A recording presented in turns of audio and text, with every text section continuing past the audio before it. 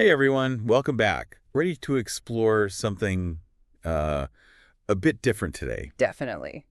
We're diving into neo-monarchy and new monarchism. Yeah. And these are ideas that are gaining some traction, Yeah. especially online. Now, Mm-hmm. you might be thinking monarchy? Right. Isn't that like ancient history? Yeah. But these movements aren't just about bringing back like kings and queens. Right. It's more nuanced than that. Yeah, they're blending old school ideas of monarchy with modern concepts. Right. Even technology, which makes it even more interesting. And maybe a little unsettling. Too. Right. A little bit, yeah. So let's talk about what makes these ideas so intriguing. Well, I think one of the things that's really fascinating is that they tap into this certain frustration that people have with the status quo. Yeah. You know, they're attracting people who feel like democracy isn't really working. Right. You know, it's too slow, too messy, Yeah. too corrupted by special interests. Yeah. And so instead of tweaking the system we have, Right. they're saying scrap it. Let's go back to a single strong ruler. Yeah, back to the good old days. But wouldn't that just be trading one set of problems for another? Well, that's one of the big questions that these movements raise, of course. Right. But before we get into, all the potential downsides and problems, Right. we should make sure we're all on the same page about what these terms actually mean. Okay, yeah. Neo-monarchy and new monarchism. Yeah. They sound similar, but they're not identical. Okay, so let's untangle this whole thing. Yep. Where do we even begin? Well, imagine a world where instead of a president, Yeah. we have a CEO running the country. Okay. Someone who's chosen for their business savvy, Right. focused on efficiency and stability above all else. Mm-hmm. And that's really the essence of neo-monarchy. Okay. Like a hardcore, Sure. no-nonsense approach to absolute rule. Like King Elon Musk Uh-huh. or CEO Emperor Zuckerberg calling all the shots. Exactly. I can see how that might appeal to some people, Yeah. especially in the tech world. Yeah. But isn't that a bit extreme? It definitely challenges our assumptions about how a country should be run. Right. And it's important to note that neo-monarchy is just one piece of the puzzle. Okay. New monarchism is a broader term. Okay. It encompasses everything from, that CEO-style ruler Sure. to the kind of constitutional monarchies we see today, like in the UK or Japan. So it's a whole spectrum of ideas with neo-monarchy at the intense end. At the far end. Yeah. Yeah. But what ties all these different flavors together? Well, they all share this fundamental belief that a single strong leader, whether it's a, CEO type figure or a hereditary monarch, is the best way to ensure order and prosperity. Mm-hmm. And they see democracy as inherently flawed, prone to gridlock, prone to corruption. So they view democracy as a kind of tyranny. In a way, yeah. Interesting. Most people would probably say it's the opposite. Yeah. But I feel like they think there's this sort of hidden force manipulating things behind the scenes. Right. And you mentioned something called the cathedral. Ah, yes. The cathedral. What is that exactly? This is a key concept for neo-monarchists. Okay. Think of it like a giant invisible web connecting universities, media outlets, influential figures, all subtly pushing a specific worldview that undermines traditional values. So it's not just that democracy is messy, it's that it's being actively sabotaged by this cathedral. That's their view, yeah. That's a pretty bold claim. Yes. But before we get too deep into their worldview, I think it's important to remember that monarchy isn't just some abstract idea. Right. It has this long and complicated history. Oh, absolutely. Monarchy is not a new invention. Right. For centuries, it was the dominant form of government across the globe. Yeah. I mean, in ancient civilizations, rulers were often considered gods on earth. Right. Wielding absolute power. Yeah. And it wasn't until the Enlightenment, with its emphasis on reason and individual liberty, that the idea of a single all-powerful ruler started to be challenged. Right. The Enlightenment brought about those revolutionary ideas of democracy, individual rights, powers, all that good stuff. Oh, the good stuff, yep. And those ideas led to the decline of absolute monarchies. Right. Especially in Europe and the Americas. Yeah. But monarchy didn't vanish entirely. No. We still have constitutional monarchies today. We do. Where the monarch's power is limited by a constitution. like in the UK. Exactly. So even though democracy became the dominant force, monarchy never really went away. It just adapted. It adapted. But what's interesting is that even back in the 15th and 16th centuries, there were these new monarchs who were consolidating power, centralizing control. That's right. These monarchs were focused on building strong, centralized states, often at the expense of feudal lords and the church. And they were creating these efficient systems of taxation, raising standing armies, asserting their authority over vast territories, and their achievements, and sometimes their ruthlessness, are something that neo-monarchists often point to as a model for what they want to see today. It's almost like history is rhyming, isn't it? Yeah. These ideas about strong, centralized power keep popping up. They keep coming. Even as the world changes around them. And in today's world, with all the advancements in technology, that power could be even more concentrated. Even more impactful. It makes you wonder if we're heading towards some kind of techno-feudalism. Yeah, that's a term you hear more and more these days. Techno-feudalism. This idea that a tech-savvy elite, controlling vast amounts of data, wielding these powerful algorithms will hold sway over the rest of us. Much like the feudal lords of the past. Okay, so we've got this historical backdrop. And we've got this basic understanding of what neo-monarchy and new monarchism are all about. But let's get down to brass tacks. What do these movements actually want? What would their ideal world look like? So we talked about the CEO-style ruler, but that's really just the tip of the iceberg. One of their big ideas is this concept of merit-based leadership. So they believe that bloodlines and elections are outdated ways of choosing a leader. They want someone who's chosen purely for their competence. So forget about democracy and elections altogether. Well, in their view, yes. Just hand over the reins to somebody who aced their business school exams. Well, it's not quite that simple. But they envision a system where, the most talented and capable individuals rise to the top regardless of their background. But how would we even choose this super CEO? And who gets to decide what competence even means? Those are some of the tricky questions that neo-monarchists are trying to grapple with. I mean, they argue that elections often devolve into popularity contests. That don't necessarily select the most qualified person for the job. So it's not as simple as just picking the person with the fanciest MBA. But it still sounds like a pretty radical departure. It is. From how most societies function today. What else is on their wish list? Well, another key concept is neo-cameralism. Now, this one's a bit of a head-scratcher. But essentially, it's the idea of running the state like a corporation. Hold on. With efficiency and profit as the driving forces. You're saying they want to run a country like a business? Essentially, yes. That's a pretty wild concept. It is a wild concept. So imagine a world where instead of paying taxes, you're buying shares in the state corporation. And the government's main goal is to maximize profits. Exactly. Which in theory would benefit all the shareholders, the citizens. But if we're all shareholders in this giant corporation, do we get to vote on the board of directors? Well, that's a good question. Or are we just along for the ride while the CEO makes all the decisions? That's one of the tensions within neo-monarchist thought. How to reconcile individual liberty with the idea of a single, all-powerful ruler. I get the idea of efficiency, but what about things like individual rights? And freedoms? Where do those fit in? Their answer to that is something called voting with your feet. Voting with your feet. What does that even mean? They envision a world with these smaller, competing mini-states, almost like little countries, called GovCorp. GovCorp. And you get to choose where you live based on the services and values that are offered by each GovCorp. So you could choose a GovCorp with low taxes and minimal regulations. If you're all about free market capitalism.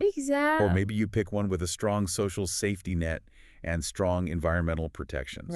If you're more socially minded.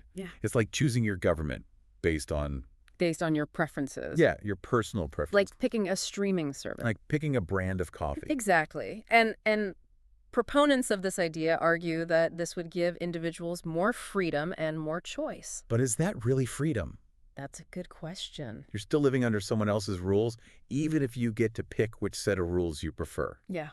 It seems like you're trading political freedom for a kind of consumer choice. That's one way to look at it.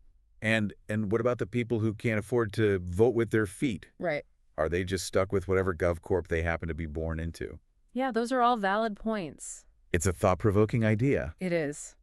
But I'm not sure it solves all the problems they're claiming to address. Well, that's the beauty of exploring these ideas. They challenge our assumptions and make us think critically. Yeah, and speaking of challenging assumptions, we can't talk about neo-monarchy and new monarchism without mentioning some of the key figures who are shaping these ideas. Right. Who are the architects behind these movements? Well, two names that come up a lot are Curtis Yarvin and Nick Land. Okay, let's start with Curtis Yarvin. What's his story? Yarvin, he also writes under the pen name Mencius Moldbug. Okay. He's a blogger and a software engineer, and he's been incredibly influential in developing these neo-monarchist ideas, especially in online circles.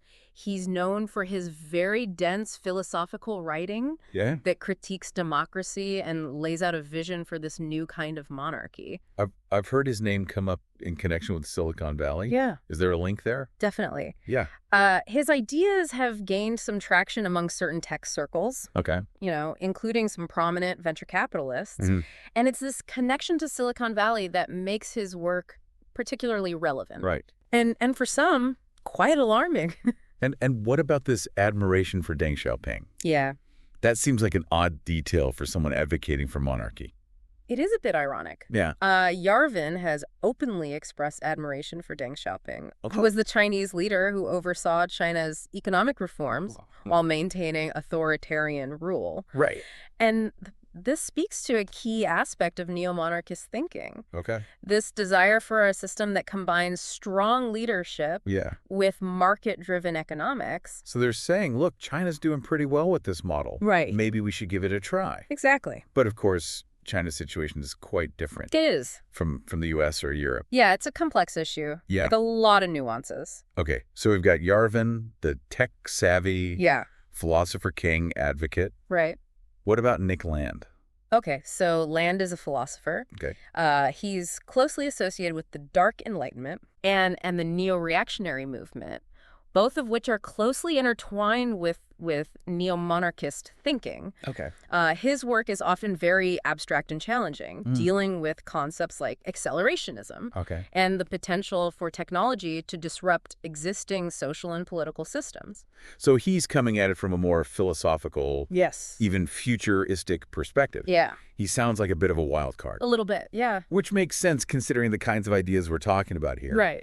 Now, there's one big question hanging over all of this. Yeah. And it's the question of violence. How do these movements view the use of force to achieve their goals? That's a crucial question, and it's where things get complicated. Okay. I mean, while some proponents might shy away from advocating violence outright, others see it as a necessary evil, a tool for tearing down the old order and building something new in its place. So there's a range of views on this. There is. From those who believe in a more gradual, peaceful transition. Right. To those who see violence as an unavoidable part of the process. Exactly. And this debate is deeply intertwined with the history of monarchies themselves. After all, many monarchies were established through conquest and violence. It's a complex issue. It is. No easy answers. No. And it's something we need to be very cautious about. Absolutely. Just because something happened in the past doesn't mean it's the right way to move forward. We need to learn from history, not just repeat it. Exactly. Especially when it comes to something as potentially dangerous as violence. Right. Yeah. All right, we've covered a lot of ground in this first part of our deep dive. We have. From the basic definitions of neo-monarchy and new monarchism to their historical roots and the ideas of some of their key figures. Yeah. But we've only just scratched the surface. There's so much more to explore. Yeah, there's so much more to explore. We need to delve deeper into the potential concerns surrounding these movements. Look at how their ideas are making their way into mainstream politics and consider what all of this might mean for the future of society. Exactly. So buckle up, because things are about to get even more interesting. Yeah, definitely. We'll be right back to continue our deep dive into the world of neo-monarchy and new monarchism. Looking forward to it. Me too. Okay, so we're back and ready to keep digging into these ideas of neo-monarchy and new monarchism. Yeah. And so far, we've talked about what they are, where they come from, right, some of the key players involved. Yeah. But now let's get real. What are some of the potential problems with these movements? Well, one of the biggest concerns is the overlap with other more extreme ideologies. We're talking about groups like the alt-right and neo-fascism. Yeah, that connection is definitely worrying. I mean, those groups have some pretty disturbing views on things like race and ethnicity and social hierarchy. They do. What are the shared beliefs or goals that link these movements? Well, they all share a deep skepticism, even outright rejection. Oh, okay. Of the core principles of liberal democracy. Right. Things like individual rights, equality, and the rule of law. Yeah. They tend to favor strong authoritarian leadership, a more hierarchical social order, Right. and a strong sense of national identity, which can very easily slip into exclusionary politics and hostility towards outsiders. It's like they're looking back to a romanticized past instead of forward to a more inclusive future. Mm-hmm. And it's not just an abstract debate happening in the dark corners of the internet, is it? No, it's not. I mean, we're seeing these ideas seep into mainstream politics. Right. Which is pretty alarming. It is alarming, yeah, and we've already mentioned Curtis Yarvin's influence on some Silicon Valley figures. Right. But it goes beyond that, some Republican politicians have also been linked to these ideas. Okay. Echoing that call for a stronger leader and rejecting what they see as the failures of liberal democracy. It's a sign that these movements are gaining traction. They are. In some circles. Becoming part of the broader political conversation. Mm-hmm. It's a reminder that these ideas, as outlandish as they may seem to some people, right, can have real-world consequences. They can. And it makes understanding them even more crucial. It does. Especially for those of us who might not agree with their vision. Absolutely. We need to be able to recognize these ideas when we see them. Yeah. Engage in informed discussions about why we might disagree. Exactly. We need to be aware of these trends. Yeah. Understand where they're coming from and engage in, thoughtful conversations about them. Otherwise, we risk sleepwalking into a future that many of us wouldn't recognize or want. Yeah, a future we don't want. Okay, so we've talked about the theory, the history, right, the potential concerns. Yeah. But are there any real-world examples of these movements trying to put their ideas into action? Well, they're not quite at the castle building stage just yet. Right. But there are definitely signs of activity. Yeah.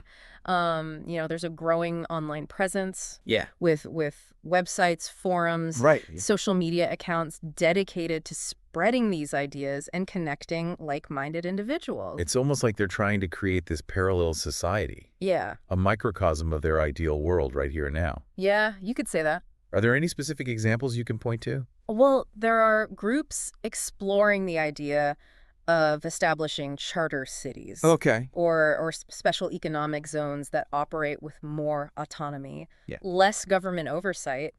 They see these as potential testing grounds for their ideas about governance and social organization. Okay. And remember those protests we mentioned earlier in the U.S.? Yeah. The ones targeting perceived fascism in government? Right. Those are a sign that people are becoming increasingly worried about these trends seeping into the mainstream. No way. It's no longer just a fringe concern. Yeah, it definitely shows that these ideas are resonating with a segment of the population. They are. And that's something we can't ignore. But even if they're not taking over the country tomorrow, what are the potential impacts of these movements on society as a whole? Yeah. I mean, what could happen if they actually start gaining more influence? Well, to understand that, we need to think about historical examples of major political shifts. Right. Think about China, for instance. Okay. They went from feudalism to monarchy to republic. Right.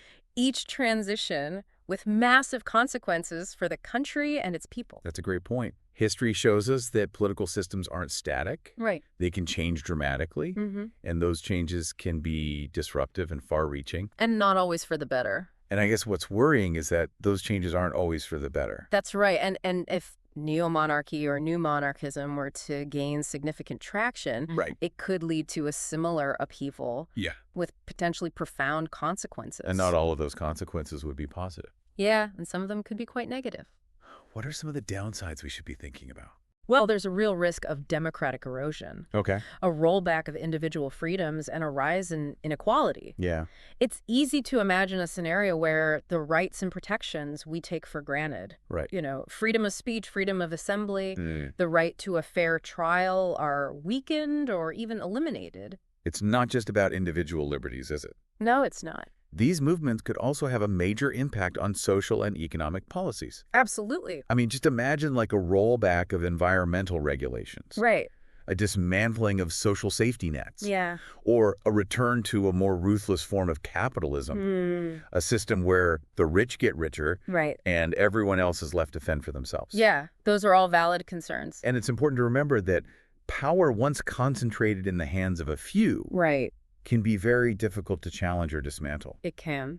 So the question is, how likely is it that these movements will actually succeed in achieving their goals? That's the million-dollar question. Right. Yeah, it's hard to say for sure. Yeah. But I think it's safe to say that these ideas are becoming more mainstream and more influential. And even if they don't achieve their ultimate goal of overthrowing democracy, they could still shift the political landscape in significant ways. It's not just something we can dismiss as a fringe movement or a bunch of internet trolls. Absolutely not. We need to stay informed. Yeah. Keep an eye on these developments. Right. And be prepared to engage in the debate, even if it's uncomfortable or challenging. Will said, we need to be able to articulate why we believe in things like democracy, individual rights, and equality. Right. And we need to be willing to have those tough conversations with people who might disagree with us. Absolutely. And maybe there are things we can learn from each other. Right. Even if we don't ultimately agree on the best way forward.